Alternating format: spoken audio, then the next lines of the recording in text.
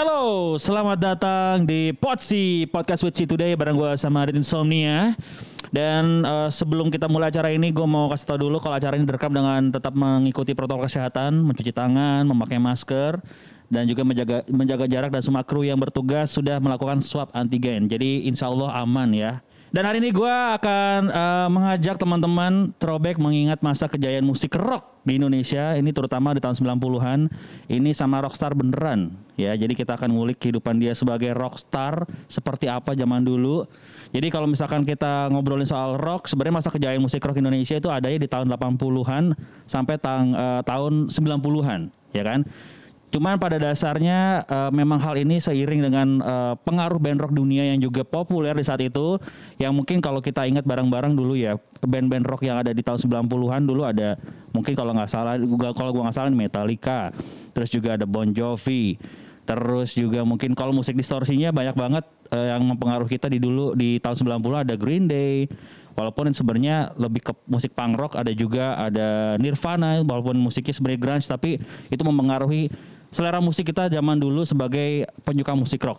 Dan ngomongin perkembangan musik Indonesia, nggak bisa lepas dari dua sosok ini. Ini adalah teman-teman gue yang bisa disebut adalah sosok teman-teman yang sering banget ulang tahun ya. Yang satu adalah seorang vokalis band rock Indonesia yang masih eksis tampil di festival-festival sampai sekarang dari tahun 90-an. Dan orangnya maco, yoi, penampilan rock and roll banget. Tapi kalau misalkan tantangin buat nyanyiin lagu dangdut masih bisa. Yang penting waktunya cocok ya. Ya, kita ngomongin waktunya ya. Oke, dan satu lagi adalah orang yang wawasan musiknya luas banget. Jadi kalau misalkan kita bisa sebut orang ini adalah seorang perpustakaan musik berjalan di Indonesia. Jadi tanya apa aja tahu, kecuali tanya jalan rumah dia sendiri, ini suka lupa kadang-kadang. Karena saking sering ulang tahun tadi gue bilang ya. Dan sekarang gue sudah bersama Kang Andi Rif dan juga Mas Adib Hidayat. Hola. Apa kabar Mas Adib, Kang Andi? Baik. Alhamdulillah baik. Pengantin baru? Iya masih baru sih. 2 bulan, 3 bulan? 4 bulan. Oh, 4 bulan. Kita interview dia soal pengantin aja ya. Balik. Nanti kita ngomongin pengantin ala rock and roll kali ya di tahun 90-an bisa jadi ya. Iya bisa. Oke. Ini 2 kali soalnya. Oh iya ya. Rock and roll. Iya. S2, saya udah S2. Jadi kita akan bahas soal percintaan seorang rocker bagaimana nih? Oke, sebelum kita lanjut ngobrol lagi, mungkin kalau teman-teman bertanya-tanya ini sebenarnya yang ngobrol sama si Adit Insomnia ini beneran Adip Hidayat sama Adi Rif nggak sih? Ya kan? Kita buktikan biar nggak palsu nih. Nah, ya. Aman ya. Jadi bukan yang abal-abal nih. Jadi karena kita tetap mengikuti protokol kesehatan yang sudah dianjurkan pemerintah, kita tetap pakai masker ngobrolnya dengan tetap menjaga jarak juga. Siap. Oke. Kalau kita ngomongin tahun 90-an juga Mas, sebenarnya kita kan masa pandemi kita kangen nih sebenarnya nonton konser. Sama kangen band. Enggak, maksudnya kangen nonton konser bukan kangen band. Tapi terserah sih kalau. Kenapa? Gue sih kangennya Rif bukan kangen Rif. Aku juga kangen Rif. Terakhir dulu di tahun 2016 nonton di festival di Bali lah gitu ya kan. Saya juga kangen manggung. Kangen manggung gitu. Semuanya kangen manggung ya. Oke, kita kangen nonton konser, terutama konser offline, tatap muka sama orang-orang seru-seru. Apalagi Mas Adib juga sering banget datang ke konser-konser. Dulu tahun 90-an banyak banget sebenarnya konser yang sudah ada berlangsung di Jakarta atau di Indonesia. Dulu sebut aja Jakarta Pop Alternative Festival, ada Sonic Youth, ada Foo Fighters, ada Beastie Boys, terus juga pernah ada Metallica ke sini Mas ya. Di Lebak Bulus, terus juga ada Green Day di GCC dulu ya. Sepultura juga pernah. Terus pertama kali kalau nggak salah tahun 90 tuh Ingui kalau nggak salah. Ya, nonton tuh. Nonton ya? Nonton di Solo tuh. Solo ya? Iya, Solo. Taman Sari. Stadion apa? Manahan? Bukan ya? Oh iya, Manahan Solo. Manahan. Kalau terus Solo Surabaya kalau nggak Tambak salah. Sari. Itu. Saya masih kelas 1 SD itu jadi belum bisa nonton ke sana ya. Dia udah nonton konser Ingui. Oke, di tahun 90-an udah banyak konser-konser yang ada di Indonesia. Kalau Mas Arif sendiri kan pernah terlibat nih Mas, jadi kurator musik untuk sebuah festival-festival besar yang mungkin diklaim sebagai festival terbesar se-Asia Tenggara. Bisa di-share nggak ke teman-teman Mas dulu gimana cara kurasi performernya atau terlibat di sebuah konser yang besar gitu Mas? Kalau yang paling berkesan tuh malah kemarin pas ngebantu ngedatengin Guns N' Roses ya. Oh, oke. Jadi apa namanya? Yang baru banget ini berarti ya? Ya 2018 gitu. Apa namanya baru ngelihat produksinya Ya. banget, sistemnya seperti apa, ketatnya seperti Ya. apa gitu. Apa namanya? Benar-benar menjadi pengalaman menarik karena kan di GBK ya, di GBK yang luas gitu. Kalau yang festival yang kemarin relatif lebih mudah karena yang ngerjakan tim kan. Ya. Cuma kan kemarin kalau yang Guns N' Roses itu beneran diminta oleh promotor luarnya untuk menjadi spokesperson dan membantu memediasi ke media gitu. Ya. Jadinya sambil ngelihat produksinya juga, beruntung kemarin bisa ke all access ya. Ya. Pas mereka cek sound gitu segala macam bisa naik ke atas gitu. Termasuk yang beruntung ngajak Sheila kemarin, Sheila dari Kotak gitu, ngajak ke atas ngelihat setnya Slash gitu. Ya. Cuma Excel nggak muncul. Cek sound aja enggak gitu. Oh gitu. Menarik tuh karena yang menjadi manajernya itu sekeluarga. Sekeluarga dari. Jadi ada ibu, ada anaknya, dan Excel itu selalu tangan kanannya itu si ibu dari si anaknya itu. Oh. Jadi oke. tangan kanannya itu ibu-ibu. Oh gitu. Jadi kalau dia kemana-mana itu selalu berdua. Jadi perempuan itu ibu setengah bayar sama anaknya itu, atau kadang adiknya yang perempuan gitu. Jadi rockstar tapi yang megangnya sekeluarga gitu. Tapi masih satu hubungan darah sama si. Kelihatannya enggak. Enggak ya, cuman manajemennya aja, manajemen satu keluarga gitu ya. Ya mungkin saling percayanya gitu. Kalau aku baca dari zaman mereka apa namanya? Dari 90-an. Ya. Dari era 90 itu udah memegang Excel ini gitu. Ya. Oke, kalau yang serunya apa Mas? Waktu mereka ada ini nggak bisa hal-hal yang ribetnya dari merekanya gitu-gitu, atau ada yang mereka minta apa segala macam. Kan kalau pernah kita lihat sosial media itu katanya waktu soundcheck itu suaranya sampai ke hotel yang ada di seberang GBK ya kan, saking menggelegarnya gitu kan. Pas cek sound sih kemarin malah beneran nggak boleh ngapa-ngapain, jadi nggak boleh ngambil gambar, Oke. nggak boleh videoin gitu. Jadi security-nya tuh sampai kan ini misalkan panggung nih, Ya. yang panggung kan Ya. GBK muter gitu. Nah security itu sampai di sini nih. Kalau kita kelihatan ngambil kamera itu udah langsung dimarahin. Oh. Kalau kita kan bisa tuh ke panggung, Ya. backstage gitu ya dari atas Ya. panggung. Ini pas kelilingnya itu udah dijaga, nggak boleh. Oke. Pas mereka selesai cek sound gitu, pas lewat gitu kita nggak boleh ngadep ke dia gitu. Oh gitu. Jadi Oh, gokil ya. suruh ke sana. Jadi kayak ada tim yang mengalihkan kita supaya nggak ngelihat mereka lewat gitu. Lewat ya. Jadi Iya. kita suruh ke sana gitu, ya udah lewat gitu, dep, gitu. Pokoknya kayak setan aja gitu ya. Nggak boleh ngeliat dia aja Ya pokoknya. menghindari buat mungkin kan mereka pasti punya pengalaman ketika di negara-negara lain harus diburu gitu ya. Iya sih. Bahkan mungkin sampai pengen membunuh misalkan gitu Ya. kan kejadian Kak John Lennon juga gitu kan Iya, iya, fansnya betul. malah gitu. Iya, iya. Jadi menghindari hal-hal seperti itu. Oke, ya. Tapi kita throwback dulu ke tahun 90-an, di mana Kang Adi adalah salah vokalis Riff ini yang lahir di tahun 1995-an. Dan menurut website tahun 95 itu adalah masa kejayaan musik country, heavy metal, hip hop. Kalau misalkan kita bongkar lagi arsipnya, mungkin ada zaman dulu ada Mariah Carey lagi featuring sama Boyz II Men. Terus juga ada zaman-zamannya boy band juga gitu ya kan. Nah, tapi kalau di Indonesia justru beda ya. Justru musik rock lagi kenceng-kencengnya. Dulu apa nggak kepikiran jadi boy band aja Kang Andi? Ya kan seperti di luar negeri gitu kan, jadi Boyz II Men gitu-gitu ya kan. Saya bisa nyanyi tapi nggak bisa joget, nggak bisa dance-nya itu mungkin. Masa sih bisa kali, bisa dilatih dikit aja. Banyak lupanya pasti. Ya, paling, tapi sebetulnya tahun 90-an itu ya memang era di Eropa Amerika terutama Eropa Amerika itu lagi berbesarnya alternatif Ya. rock ya, mungkin ada kalau di Inggris ada dengan Britpopnya dengan Amerika dengan Seattle, Soundgarden, apapun itu sedang besar sekali di sana. Dan di Indonesia kita pada saat Riff muncul itu kami memang sedang menikmati musik-musik seperti itu, musik-musik yang besar ya. Nirvana lagi besar pada saat itu dan belum mati juga tuh orangnya. Misalnya Stone Temple Pilots masih ada juga pada itu lebih besar, belum mati juga vokalisnya. Dan misalnya Soundgarden atau Smashing Pumpkins, Korn sendiri, dan band dari Inggris mungkin ada band Britpop yang Oasis gitu. Itu juga Sweat lagi gitu itu sedang besar pada saat itu. Dan mereka masih live-nya masih gila, masih dan kami sangat menikmati era itu pada saat Riff hadir, pada saat Riff muncul tuh. Jadi mungkin pengaruh musik-musik itu yang mempengaruhi musiknya Riff pada saat itu, yang melahirkan album pertama yang bisa dibilang musik kami pop rock yang berwarna-warni, berwarna-warni karena ya pengaruh lagu-lagu mereka yang sebelumnya kami mainkan sebelum kami punya lagu sendiri gitu ya. Lagu sendiri ya kami mengcover lagu-lagu mereka gitu.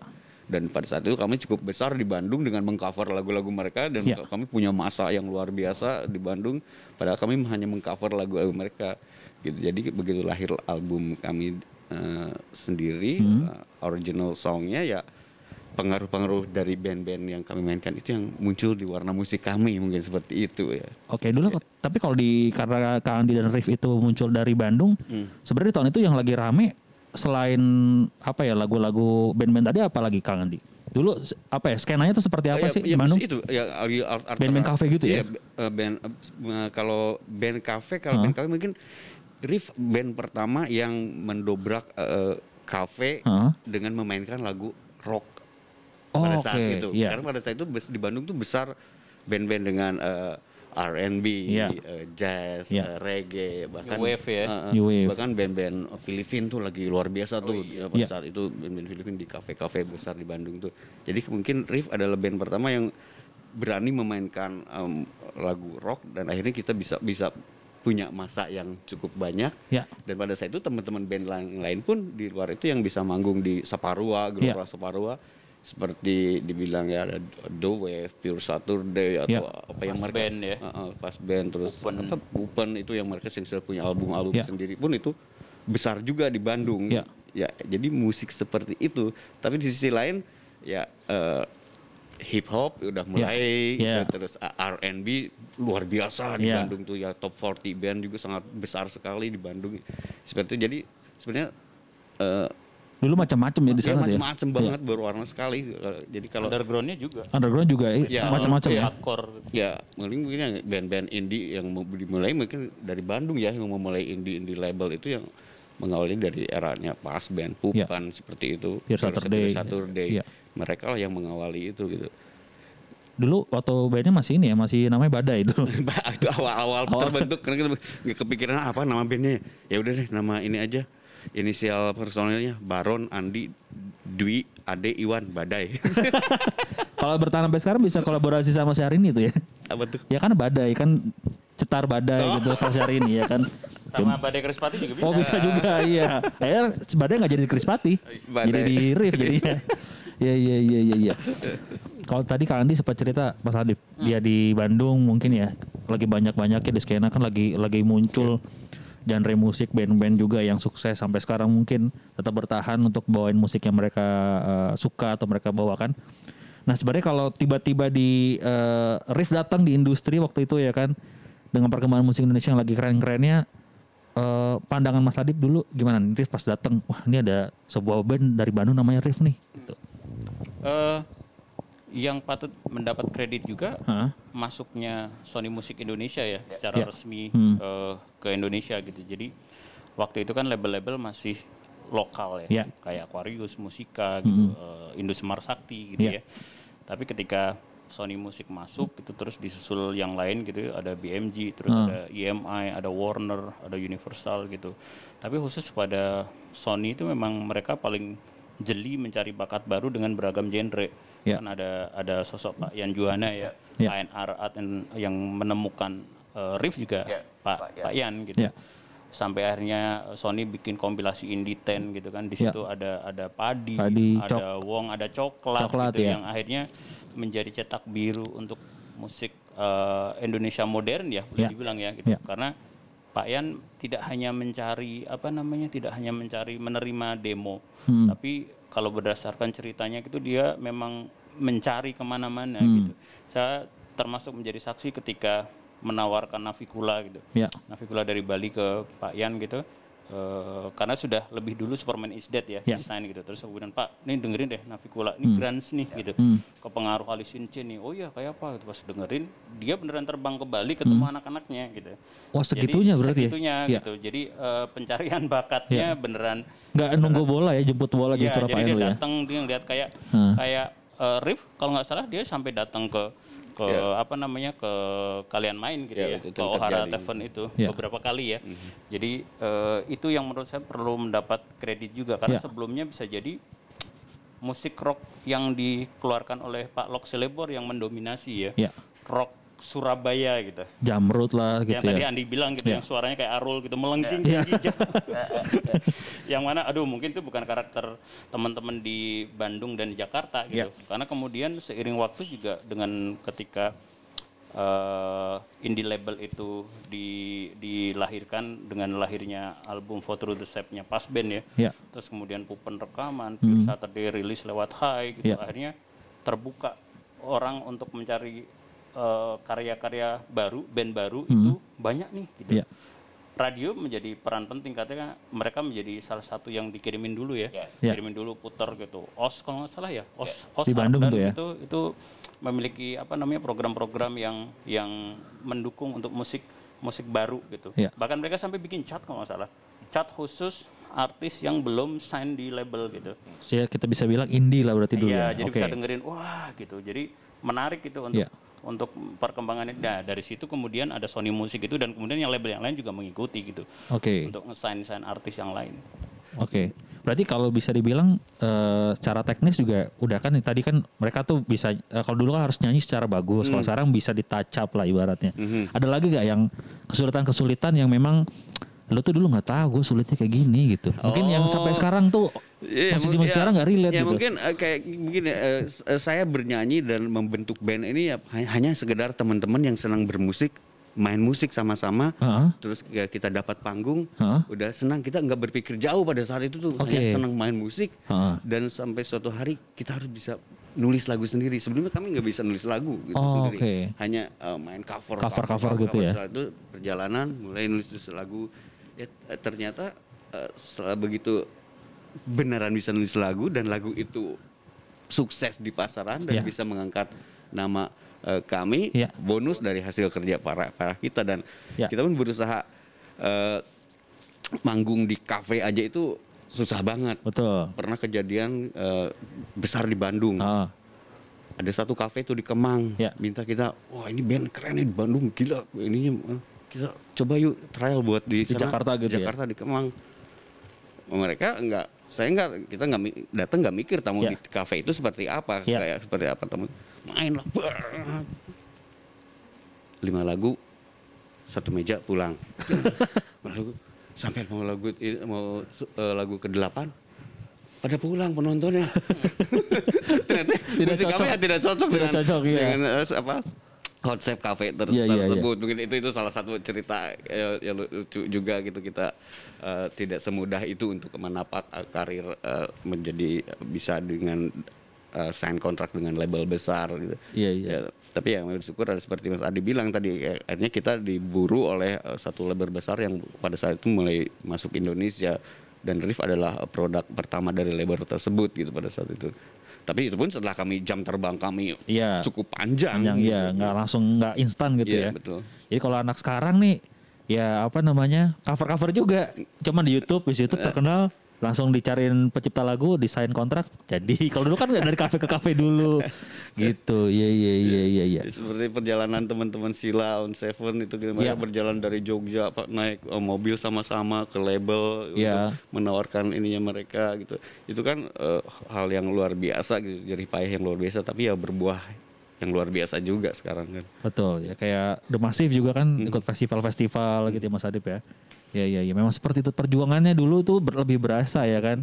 Kalau sekarang mah instan semua karena udah zaman serba digital gitu. Rekaman salah ngulang lagi dari awal. Iya, kalau dulu kan nggak bisa. sekarang tinggal track copy. Kalau dulu harus nyanyi sampai seluruh lagu tuh. Salah ulangi lagi dari awal lagi gitu. Sekarang tinggal copy, cekrek.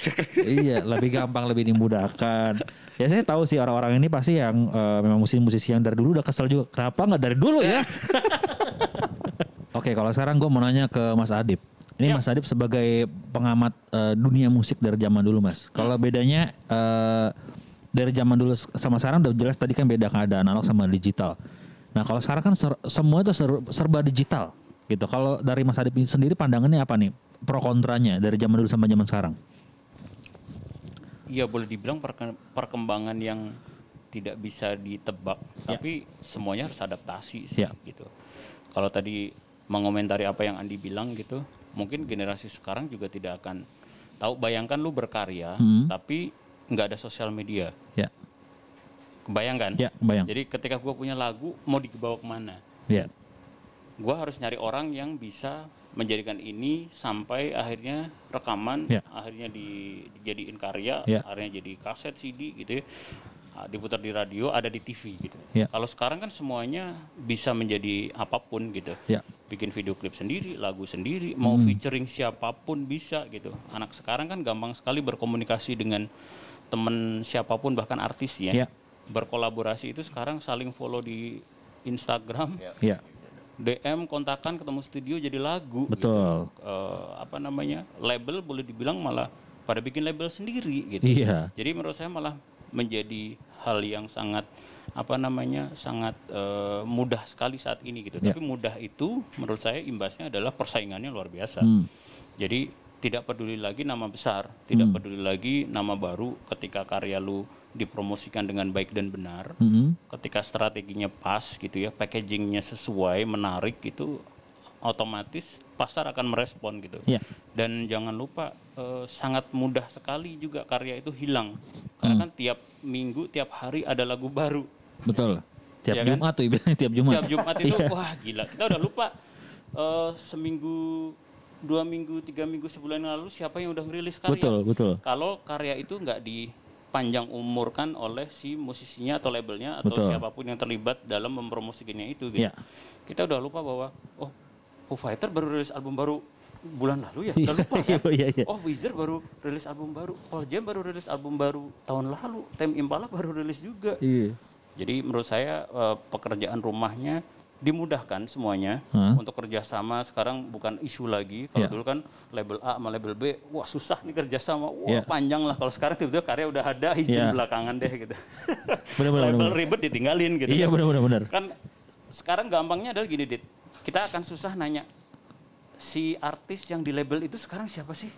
Kalau dulu kan ini artisnya ketahuan kan, label siapa. Kalau sekarang ditanya kebalik, di Sony itu sekarang siapa aja ya? Gue nanya aja dia nggak tahu pasti. Gitu. Bener. Di Warner siapa aja? Kotak doang ya? Gitu. Ya kan? Universal siapa ya? Ran ya? Habis Ran siapa? Raisa masih ada nggak? Habis itu udah yang lain udah jadi free agent gitu, udah jadi artis independen. Jadi udah kebalik-balik gitu untuk sekarang. Tapi bukan berarti bahwa itu memudahkan, malah perjuangannya berat gitu. Karena kan kalau menurut saya semuanya punya rockstar di medianya masing-masing. Dan di genrenya masing-masing sih Dit. Jadi dalam arti kalau kita ngomongin metal gitu, gede banget gitu. Walaupun nggak pernah muncul di TV, itu festivalnya banyak gitu. Banyak, betul. Sama kayak kemarin si Adam Levine dari Maroon 5 dalam sebuah interview dengan di Apple Music bilang bahwa sekarang nggak ada band lagi gitu. Maksudnya eranya sekarang solois gitu. Udah band-band pada protes. Foo Fighter aja sampai ngirim emoticon untuk nyindir gitu. Garbage ngirim. Berarti lu kira gua ayam gitu si Garbage sampai posting gitu.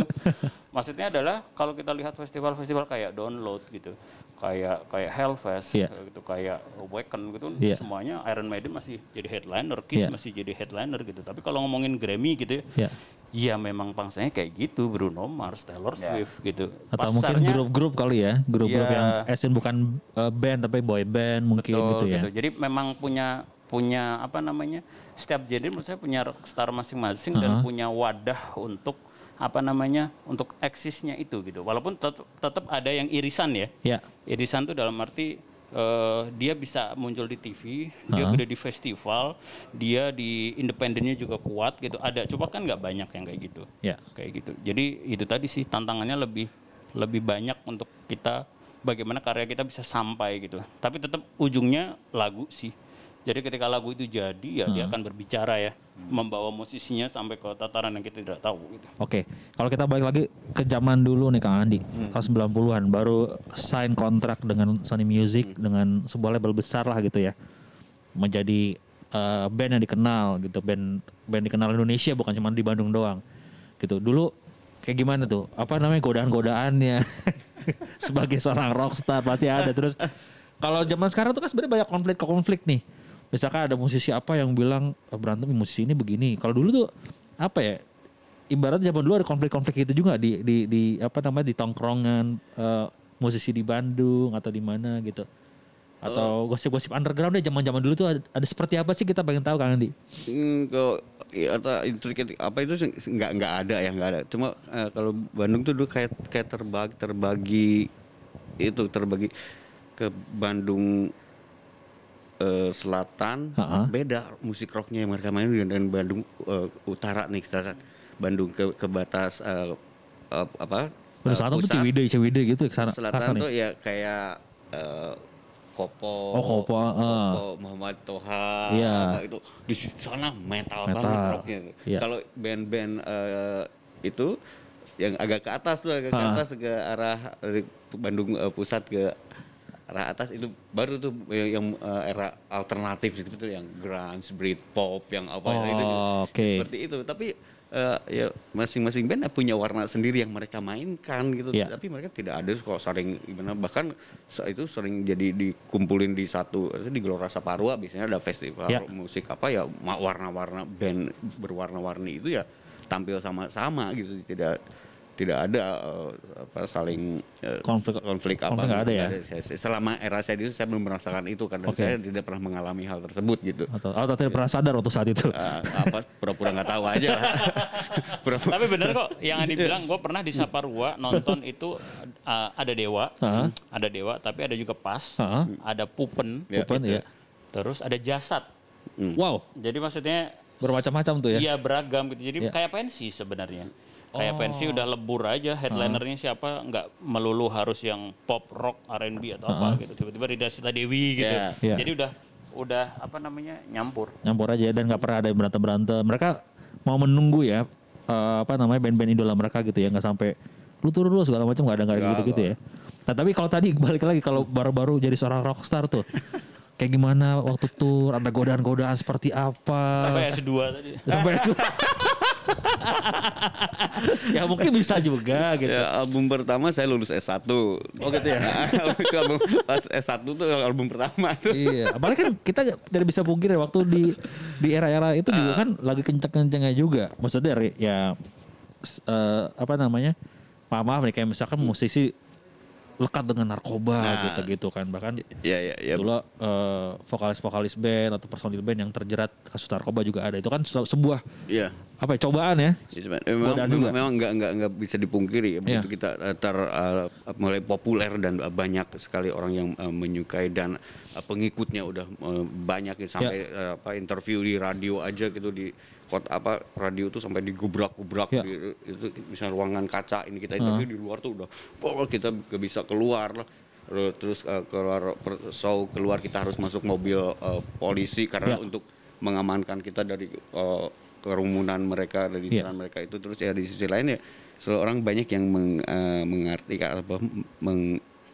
mengartikan musisi rock pasti tidak jauh dari drugs gitu ya. Pasti ada yang dia pakai pasti ada lah ya. Ya mungkin ada yang sebagai yang banyak gitu, yang banyak yang teman-teman di kita pun yang seperti itu, dan yang langsung lewat udah banyak gitu teman-teman seangkatan saya. Tapi ya kalau dengan Rif ya alhamdulillah kita tidak pernah tersentuh hal tersebut gitu. Paling ya sebatas kalau minum. Tapi saya adalah penikmat minuman yang berseni gitu, bukan saya peminum, bukan pemabuk. Bukan air seni gitu. Tapi ya bukan. Seni itu maksudnya minumnya ini harus gelasnya yang tepat, minumnya gimana terus yang seperti itu gitu. Kalau urusan drugs dan lain-lain ya syukur kami sampai hari ini tidak pernah tersentuh seperti itu ya, hal tersebut gitu. Betul. Karena banyak orang berpikir dengan asupan mereka bisa berkreatif lebih gila katanya, bisa gitu. Kalau saya pernah mencoba misalnya seperti mencoba, saya pengen tahu kalau begitu, tapi mabuk dengan minuman. Saya mencoba karya apa selesai, besok begitu sadar sebenarnya memalukan gitu. bukan tiba ke situ berarti ya. Saya harus membuat karya dengan otak saya yang bersih dan yang pikiran yang benar, yang benar, segar gitu, segar gitu. Nah, kalau sekarang tuh kan orang berkarya ya kayak tadi Mas Adi bilang, kalau musisi sekarang bisa kita sebut ada Pamungkas lah, ada Sal Priadi mungkin. atau siapapun itu mereka berkarya tiba-tiba ada yang suka ada yang nggak suka ada haternya lah. Kalau dulu Kang Andi sendiri mengalami itu ada itu juga nggak sih ada hater juga nggak sih atau emang pure aja orang yang di dekat-dekat ya yang support aja yang apa namanya? Tapi pekerjaan berat dan berat pada saat kami ganti personil itu banyak fans kami yang protes gitu ya? Yang protes jadi mereka marah-marah, maksudnya marah-marah itu mengungkapkan kekesalannya kenapa kan formasi itu udah asik ini kenapa gini ya itulah resikonya ya seperti itu ya fans yang sampai sekarang mereka suka masuk lagi dulu eranya reuni yang itu bikin itu orang-orang seperti itu yang masih merindukan itu masih ada gitu. Tuh kayak gitu ya. Tapi pada saat kita pecah ganti personel yang marah-marah pun banyak gitu, marah-marah. Saya pun termasuk orang yang dimarah-marahin sama mereka gitu. Oh, kira yang marah-marah juga. Marahin band sendiri. Gimana sih ini? Enggak, itu makanya ganti personel karena saya marah-marah justru. Oh gitu. Oke, kalau tadi sempat dengar ya Kak Andi dulu kan belum ada sosial media tuh. Ya, lagi interview kemana-mana di radio mana kan banyak fans-fans yang datengin. Padahal dulu belum ada sosial media ya. Kalau sekarang kebayang, maksudnya band apa, gue lagi interview di radio ini langsung didatengin. Dulu kan belum ada kan, maksudnya orang tiba-tiba spontan aja dan tahu informasinya. Nah, selama mungkin dulu tour, manggung segala macam, yang paling berkesan, yang paling unik atau yang seru lah gitu, yang nggak pernah bisa dilupain, misalkan tiba-tiba jatuh dari panggung. Kalau saya Jikun kan pernah jatuh dari panggung tuh waktu buka Korn ya. Korn ya. Iya. Ya mungkin itu dulu masih muda, maksudnya semangat, masih gila gitu, masih nggak ada takutnya di atas panggung tuh mau orang segimana banyaknya pun di depan kita. Sekarang udah takut ya? Jadi ada kayak kalau kejadian lucu ya ada waktu saya itu lupa di mana ya kotanya saya hujan lumpur, lapangan tuh lumpur, lagi nyanyi tiba-tiba lumpur kena mata gitu, cebret di mata ini masuk gitu, wah terus saya bilang stop rockstar, stop musik langsung berhenti. Saya bilang saya mau yang lempar lumpur ini pasti satu tangan. Tidak mungkin 5 orang atau 10 orang megang lempar. Pasti ini satu tangan nih yang lempar. Saya ini satu tangan.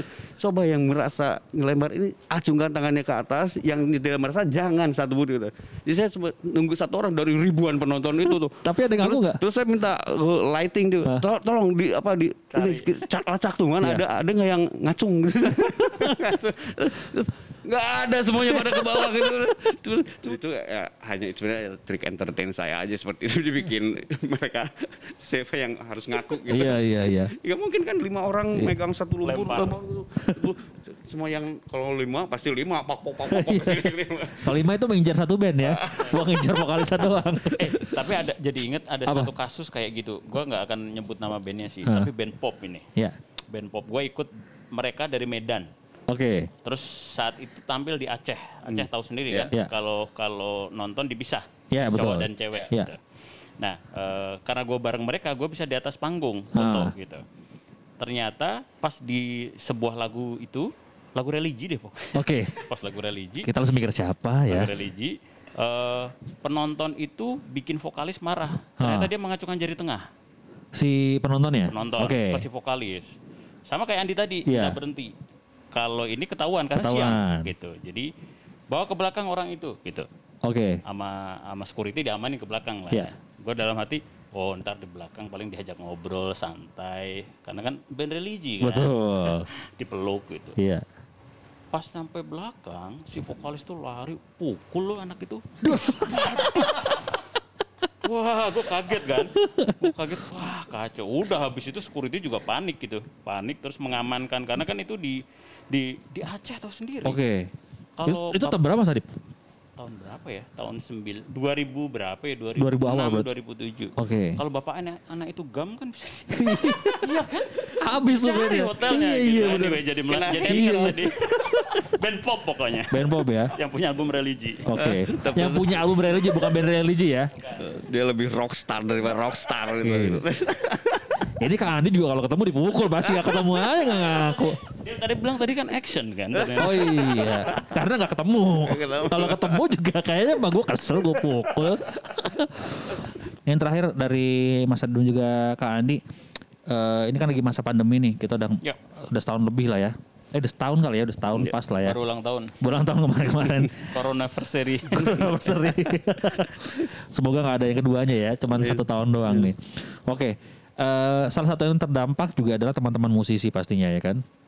Terdampak pandemi, panggung off air berkurang, terus juga mungkin harus ketemu panggung off air tidak masalah cuman uang, terus ketemu sama teman-teman juga, ketemu teman-teman organizernya, ketemu fans-fans di luar kota.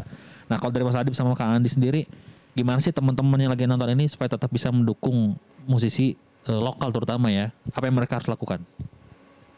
Kalau menurut saya ya mereka harus membeli produk yang dikeluarkan oleh si musisinya itu gitu. Merchandise gitu ya? Merchandise, karena saat ini boleh dibilang semuanya terdampak gitu. Ya. Jadi apa yang malah menurut saya kalau teman-teman fansnya malah memiliki bisnis bisa ngajak kolaborasi. Ya. Misalkan dia punya makanan yang sudah banyak cabangnya, kenapa enggak ngajak Rif gitu, yuk logo Rif tempel di situ, seri khusus misalkan. Ya. Jadi saatnya sekarang kolaborasi sih, bekerja sama dengan siapapun, apa yang bisa dihasilkan bersama-sama bisa dikerjakan gitu. Karena menurut saya ya semuanya terdampak sih. Ya. Jadi saling membantu, dan menurut saya kalau untuk musisi band bagaimana mengeksplorasi IP-nya gitu. Ya. Belum lagi sekarang lagi tren di NFT gitu, crypto art itu bagaimana itu bisa dimonetize di luar sana sudah mulai gitu. Jangan sampai kita ketinggalan gitu untuk juga bisa hadir di sana gitu. Jadi menurut saya ya itu tadi kolaborasi untuk siapapun sih gitu, antara fans sama si artisnya, dengan UMKM yang sekarang banyak banget kayak gitu. Kalau dari Kang Andi sendiri? Ya menurut saya mungkin dari sisi musiknya ya, mungkin dari sisi bisnis di luar musik itu tadi sudah diutarakan sama Mas Adib. Kalau dari musikal ya yang saya lakukan adalah ya saya tetap kreatif menulis lagu, bahkan kemarin sudah jadi kepikiran untuk bikin solo project sendiri karena kerjanya di rumah sendirian, saya tidak bersama teman-teman lain. Ya udah deh saya kerjain lagu sendiri, musik saya kerjakan sendiri, rekam sendiri, dan terus terang udah ada 6 lagu yang sudah saya rekam dan semuanya alat musik saya mainkan sendiri gitu, dan saya menyanyi dan memainkan musik sendiri juga. Jadi mengasah skill saya dalam bermusik. Terus sisi lain saya berkolaborasi juga, kemarin baru berkolaborasi dengan duo milenial lah, bisa dibilang duo milenial karena cara keponakan ya. Sama ponakan dari penduo dari Semarang itu yang saya merasa jatuh cinta sekali dengan warna musik mereka dan karakter vokal penyanyinya yang luar biasa. Akhirnya kami berkolaborasi dengan namanya Stereo Sunyi, kita merilis sebuah lagu. Terus besok dalam waktu dekat lagi akan rilis lagi satu single kolaborasi saya bersama Iwa K. Yang kebetulan saya diajak Iwa untuk kolaborasi di lagunya dia. Tapi saya diminta juga untuk menulis lirik dan membuat notasi lagunya di situ. Jadi seperti itu tetap kreatif, tetap bisa jalan upload lagi di sosial media, di digital itu aja untuk merawat tetap bahwa kita masih tetap eksis, dan insya Allah kalau eksis itu ya rezeki yang lain bakal muncul lah. Betul, amin. Sponsor lah apalah gitu ya. Terus ada ajakan untuk musim konser live secara langsung belum bisa, ya virtual itu pun dari 1-2 dalam sebulan bisa menjadi satu dalam seminggu gitu. Jadi mudah-mudahan atau 2 dalam seminggu itu makin banyak lagi ya, insya Allah gitu aja untuk merawatnya sih. Betul, walaupun sebenarnya udah ada lampu hijau ya kalau konser udah boleh diadakan ya Kak Mas Adib ya. Tapi di itu lagi tuh kemarin. Apa polisi bilang belum dikeluarin lagi. Belum dikeluarin lagi tuh. Jadi masih menterinya bilang oke nih Pak Sandiaga. Jadi mungkin Pak Sandiaga nih nonton ini atau stafnya gitu. Tapi hari Sabtu kemarin bahkan menjadi salah satu headliner di koran media Indonesia gitu, bahwa polisi Kapolri belum membahas soal izin keramaian untuk pertunjukan musik gitu. Jadi menurut saya memang Ya kalau ngelihat kondisi memang belum normal sih. Vaksin belum semuanya gitu. Ya. Andi aja belum divaksin, saya juga belum. Udah belum kan? Belum. Jadi pekerja seni belum, baru didata gitu. Jadi semoga ketika nanti dunia kreatif sudah divaksin, di depan panggung, belakang panggung juga divaksin, jadi bisa bikin pertunjukan makin hidup. Betul. Karena di Inggris sudah mulai tuh gitu. Festival-festival gede udah jual tiket. Juni itu mereka akan aturan soal vaksin udah di terminate. Jadi festival musik udah bisa gitu Agustus gitu. Kalau di Inggris ya. Bahkan di Jepang pun Agustus sudah. Iya, rata-rata Agustus, September itu akhir tahun festival-festival musik gede udah dikeluarin. Ya semoga pandeminya tidak bandel, bermutasi menjadi bentuk lain. Iya betul. Covid 2.0 kan. Jangan. Iya. Ya semoga kita cepat menyusul dalam artian cepat membaik, juga bisa dapat vaksin dan bisa nonton konser dengan aman lagi. Dan yang penting kalau misalkan penyelenggaranya udah bikin konser lagi, ya kitanya mau nonton udah nggak takut-takut lagi sih gitu. Betul. Juga ya, udah ada keberanian. Dan karena kan kita tetap menjaga protokol kesehatan. Kalau sekarang nih kayak kita pakai masker, jaga jarak juga gitu sih. Ya udah kalau gitu terima kasih Kak Andi, Mas Adi, terima kasih udah mampir. Semoga yang kita obrolin nih buat teman-teman punya banyak insight buat kalian gitu yang lagi nonton. Jadi ngulik-ngulik lagu riff lagi, dengerin lagi ya kan. Ngulik-ngulik lagu-lagu yang tadi disebutin musisi-musisinya. Itu siapa ya? Bang Adi yang disebutin Kang Andi, lu kulik deh. Itu banyak banget sekarang platform digital musik, lu kulik aja sendiri ya kan, lu cari atau dengerin. Siapa tahu jadi jadi wawasan lagi musik baru, tambah-tambah lagi gitu. Yang pasti kita berdoa semoga keadaan cepat membaik, jadi kita bisa ketemu bersapa-sapa dengan teman-teman yang di luar sana dengan lebih seru lagi. Kak Andi sama Rim bisa tur lagi, Mas Adi bisa jalan-jalan lagi, bisa menjadi kurator buat festival-festival lagi gitu. Oke kalau gitu terima kasih buat teman-teman yang sudah nonton. Yang pasti jangan lupa untuk follow Instagramnya Si Today News untuk update episode-episode selanjutnya. Dan yang pasti tetap jaga kesehatan, jaga protokol kesehatan juga, dan tetap dukung musisi Indonesia. Insomnia pamit, bye.